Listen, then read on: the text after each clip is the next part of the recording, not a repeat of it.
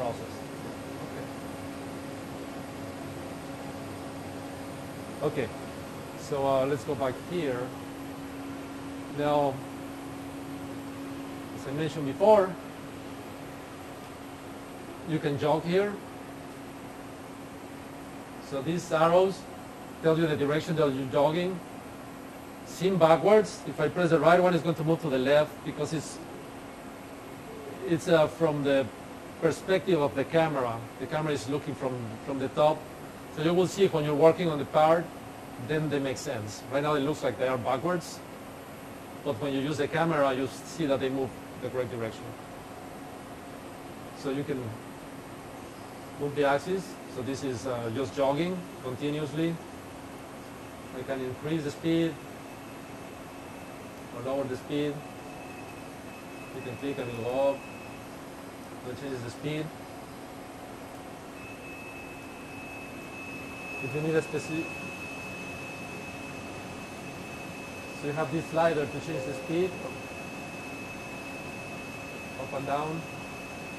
You can go faster. If you want to run at a specific speed, you click on the reading here, and it opens a box so you can enter the speed 5. And it says the access to that specific speed. Sometimes with the slider it's a little bit difficult to drop it exactly where you want. This is a... And I guess that's 5 millimeters per second. Yes. Okay. Yes. Here you can choose a... Let's do something bigger so you can see it. So if I click this one, it's going to move exactly 3 millimeters. So and it moves at the same speed that you set the slider. Okay. And I hear this sound. It's normal. Yes, that's normal. Okay. That's the servoing of the stage. Okay. Their stages are a little bit noisy. You hear that noise from these two guys. Yeah. So if I jog, I put the full speed, so it jogs. As I mentioned before, if you move this one, you slow down all the axes. It doesn't matter what speed you have. It's like a quick way to slow down the machine. When you're setting up a part, when you're just researching something, to test the program to see if it works. You know, you don't want to run at full speed because you don't know if it's going to crash. So you slow down so you know what you're doing. And then you can set it back to full speed. Okay? The same way you can control Y, Z, the scanner you can move it. You will see here when it moves. Do we have control over like a command control, like a specific command for each of these? Yes. Yes. You can.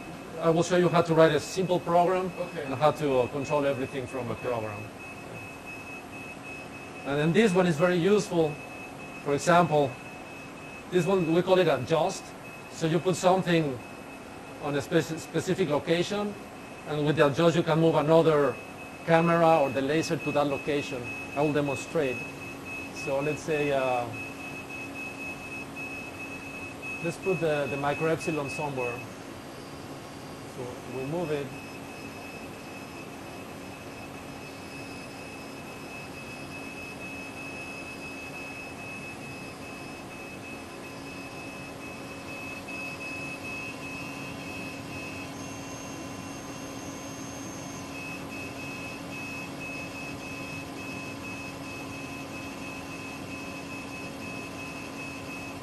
So I put the micro epsilon on top of a piece of wafer that is there. And I keep moving. It says here out of range.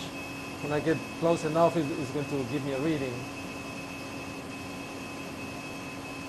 So there you go. So now it's telling me that the part is 1.22 millimeters away from the edge of the range. This is 0, so you can zero that location if you like that height because it's your laser height, or you want to work on that height.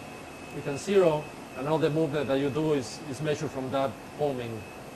So it's kind of homing the device, and you can reset that again. Okay.